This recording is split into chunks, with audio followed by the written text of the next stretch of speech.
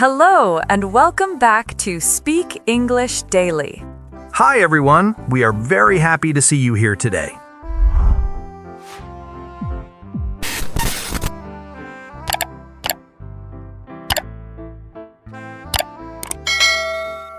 Hello, everyone, and welcome back to Speak English Daily. We're so happy you're here with us today. If you enjoy learning English through friendly conversations and real-life examples, make sure you subscribe and join our growing community of learners. Today, we're going to talk about a simple expression that native speakers use every day, but one that can sometimes confuse English learners. That expression is by myself. I'm glad we're talking about this one because I hear it all the time. Sometimes people say, I did it by myself, and other times they say, I went by myself. The words are simple, but the meaning can feel a little unclear. That's true. Let me start with a question. Do you remember a moment when you did something without anyone helping you and felt really proud afterward?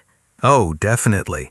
I still remember making breakfast by myself for the first time when I was a kid. It probably wasn't the best breakfast in the world, but I felt like I had accomplished something important. I love that example because it shows the heart of today's expression.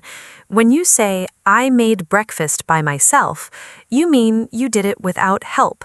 Nobody stood beside you telling you what to do. Nobody completed the task for you. And that feeling afterwards is hard to forget. It's a small thing, but when you're young, making your own breakfast can feel like a huge achievement. It really can. As children, we depend on other people for many things. Parents help us get dressed, prepare meals, and solve problems. Then, little by little, we learn to do things by ourselves. Every new skill brings a little more independence. That reminds me of learning to ride a bicycle. At first, my father held the bike and ran beside me. Then one day, he let go. I was nervous for a few seconds, but when I realized I was riding by myself, I felt excited and proud. That's such a great memory. Many people have experiences like that. Doing something by yourself often creates confidence because it shows that you can manage a situation on your own. I think that's why people use this expression so often. It's not just about the action, it's also about the feeling that comes with it. That's a wonderful point. Now let's look at another common situation. Imagine you decide to go to a coffee shop by yourself. Some people might enjoy that. They can sit quietly, drink coffee, and relax. Right. In that case, by yourself means alone. There isn't another person with you. You're spending time on your own. So sometimes the focus is without help, and other times the focus is without company. Yes, and native speakers understand the difference naturally from the situation. If I say, I cleaned the entire apartment by myself, people usually understand that nobody helped me. If I say, I went to the park by myself, people understand that I went alone. The more examples we hear, the easier it becomes to understand. That's why learners hear this expression everywhere. People talk about learning a skill by themselves, solving a problem by themselves, traveling by themselves, or spending time by themselves. It's a simple phrase, but it helps us talk about independence, responsibility, and personal growth. And when you start using it naturally, your English begins to sound much more like everyday English. When you start noticing this expression, you realize that it appears in many parts of daily life. Most people use by myself regularly without even thinking about it, because so many everyday activities are things we do on our own. That's true. If I think about my normal routine, there are dozens of examples. I wake up by myself, prepare for the day by myself, and organize my schedule before work even begins. Many listeners will probably relate to that. Daily life is full of small responsibilities that we handle independently. Some of them feel so normal that we forget we're doing them without anyone helping us. One example for me is grocery shopping. I usually shop by myself. I make a list, decide what I need, compare prices, and carry everything home. It has become such a regular habit that I rarely think about it. I know what you mean. Shopping by yourself can even be relaxing sometimes. You can move at your own pace, take your time, and make decisions without feeling rushed by someone else. That's one reason I enjoy it. I can focus on what I need instead of worrying about another person's plans. Another common example is cooking. Many people prepare meals by themselves every day. Maybe they make breakfast before work, prepare lunch for the afternoon, or cook dinner after a long day. Cooking by yourself can feel rewarding. At the beginning, it may seem difficult because there are so many things to remember. You need to prepare ingredients, follow instructions, and manage your time. Then one day you notice that the process feels easier. What once seemed challenging becomes part of your routine. That's how habits work. The more often we do something, the more natural it feels. Speaking of habits, cleaning is another activity many people do by themselves. It may not be the most exciting part of life, but it's an important responsibility. I agree. Nobody wakes up feeling excited to clean the kitchen, but it feels good afterwards. There's something satisfying about walking into a room that you organized by yourself. There really is. It creates a sense of accomplishment. Even small tasks can make us feel productive. Exercise is another interesting example. Some people enjoy exercising with friends, but many prefer working out by themselves. That allows them to focus completely on their goals. They can choose their own pace, listen to music, and spend time improving themselves. I often go for walks by myself. It gives me a chance to think, relax, and clear my mind. That sounds wonderful. A quiet walk can be a great way to recharge after a busy day. There's one more example that many of our listeners will probably recognize. Learning English by yourself? Yes, millions of people around the world are doing that right now. They watch videos, listen to podcasts, read articles, and practice new words by themselves every day. And if that describes you, we'd love to hear from you. What's one thing you usually do by yourself every day? Tell us in the comments and try to answer in English. It's a great way to practice speaking about your routine, your habits, and the responsibilities you manage in your daily life while using today's expression naturally. One thing I find interesting is that people rarely talk about the emotional side of doing things by themselves. We often focus on the activity, but not on how it makes us feel afterward. That's true. Sometimes the feeling is actually the most important part. Completing something on your own can change the way you see yourself. I agree. There's a special kind of confidence that comes from realizing you can handle a situation without depending on someone else. It doesn't matter whether the task is big or small, the feeling is often very similar. I remember one of my first experiences like that. It happened when I had to travel to another city by myself for the first time. That sounds like a big step. Were you nervous? Very nervous. I checked my tickets several times because I was afraid of making a mistake. I worried about missing the train, getting lost, or going to the wrong place. Before the trip, I kept thinking about everything that could go wrong. I think many people can relate to that. New experiences often feel uncomfortable at first. They do, but something interesting happened. Once I arrived at the station, found the correct train, and reached my destination safely, my fear slowly disappeared. I started feeling more capable. So the experience gave you confidence. It did. After that trip, traveling alone no longer felt impossible. One successful experience changed my mindset. I realized that I could manage more than I had believed. That's a wonderful lesson. Confidence often grows through action, not through waiting. We become more confident because we do something, not because we sit and think about it. I completely agree. Another powerful experience is solving a problem without help. Have you ever struggled with something for hours and then finally figured it out? Many times. Sometimes it can be frustrating in the moment, but the feeling afterward is amazing. That's how I felt when I learned a new computer skill a few years ago. At the beginning, everything seemed confusing. I watched tutorials, made mistakes, and had to start over again and again. That sounds like a real challenge. It was. There were moments when I wanted to quit because progress felt slow, but I decided to keep learning by myself. Every day I practiced a little more. And eventually, things started making sense. Yes. One evening, after weeks of effort, I completed a project using that skill. I remember staring at the screen and smiling because I knew every part of the work came from my own effort. That must have felt like a huge achievement. It really did. Nobody gave me the answers, nobody completed the task for me. The success felt meaningful because I had earned it through patience and practice. I think that's why people often feel proud after accomplishing something independently. The result matters, but the journey matters too. You remember the mistakes, the effort, and the moments when you wanted to give up. And those experiences teach us something valuable.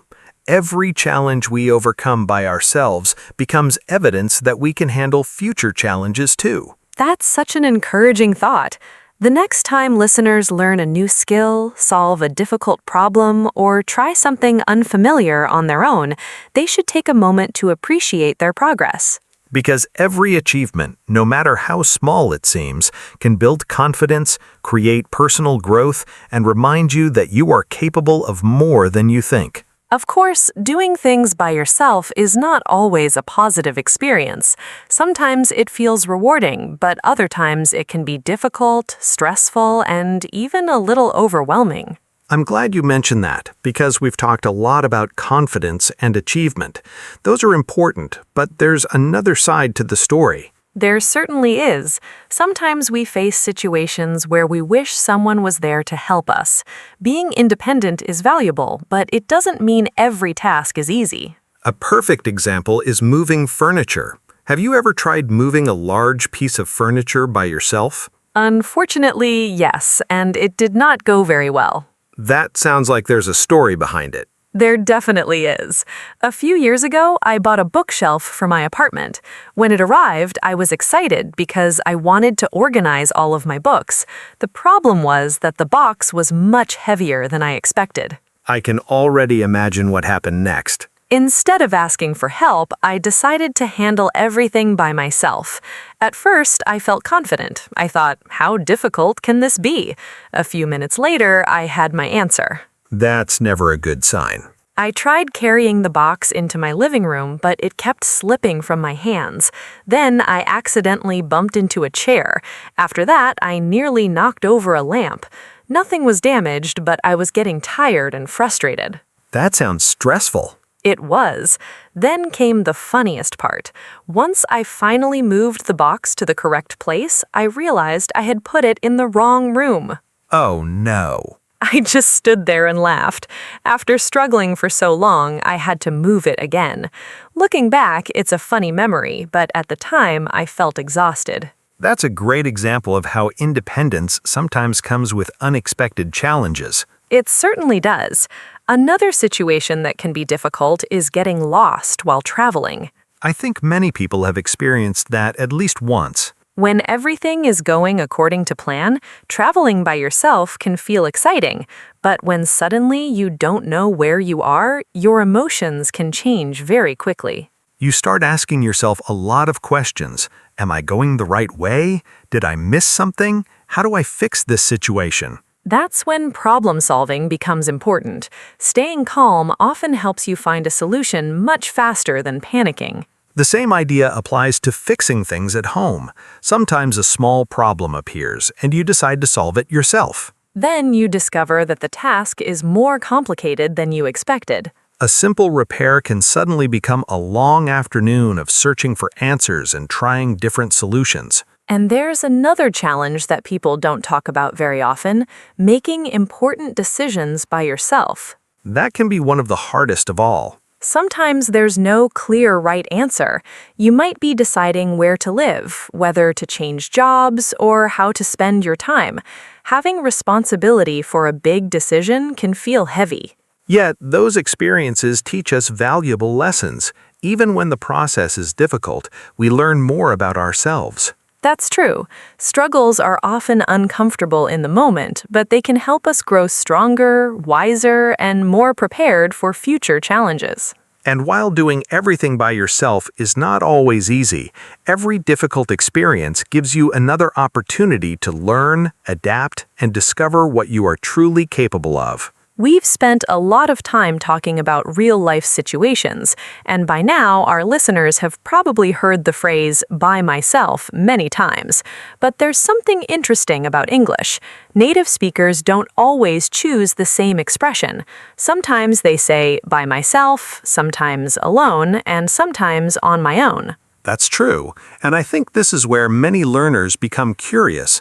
The expressions seem similar, but native speakers often choose one over another depending on the situation. The good news is that the differences are not complicated. Let's start with alone, because it's probably the easiest one to understand. When I hear alone, I usually think about a person without company. That's a great way to describe it. For example, if someone says, I live alone, they simply mean that no other people live with them. It's a statement about their living situation. Right. It doesn't focus on effort or achievement, it just describes a fact. The person lives by themselves without roommates or family members in the same home. That sounds very natural. In fact, I hear people say, I live alone much more often than I live by myself. Many native speakers do prefer it in that situation because it sounds shorter and more direct. So when should we use by myself? By myself often appears when we want to emphasize that nobody helped us or nobody was with us during an activity. Imagine someone asks who fixed a broken chair. You proudly answer, I fixed it by myself. The focus is on personal effort. Yes, there's often a feeling of accomplishment behind it. You want people to know that you completed the task without assistance. I can hear the difference. I live alone describes a situation. I fixed it by myself highlights effort. That's a very useful way to remember it. Now let's talk about on my own. I hear that expression quite often too. Native speakers love using it. In many situations, on my own and by myself are very similar. Could you give us an example? Of course. Imagine someone asks how you learned English. You could say, I learned English on my own. That sounds very natural. It does. The sentence suggests that the person learned independently. Maybe they watched videos, listened to podcasts, read books, and practiced regularly without attending formal classes. Could they also say, I learned English by myself? Absolutely. Native speakers would understand both expressions. In everyday conversation, they are often interchangeable. So why choose one instead of the other? Sometimes it's simply personal preference. Certain expressions feel more natural in particular situations. For example, when talking about learning, improving, or developing a skill, many native speakers naturally choose on my own. I've noticed that too.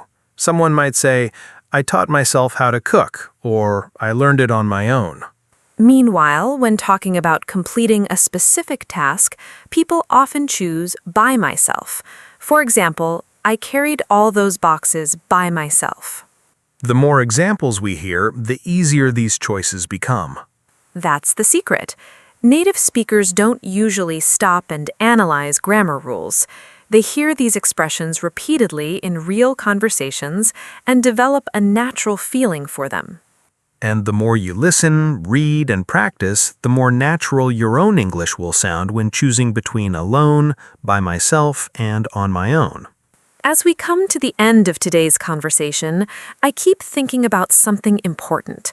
Learning to do things by yourself is not really about proving that you never need other people. It's about becoming more capable and more confident in everyday life. I like that perspective.